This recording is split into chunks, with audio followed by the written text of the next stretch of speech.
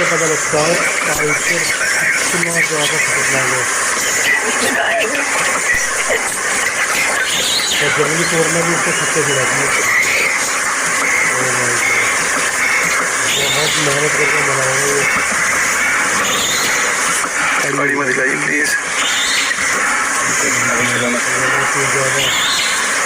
बहुत स्ट्रगल करना पड़ रहा है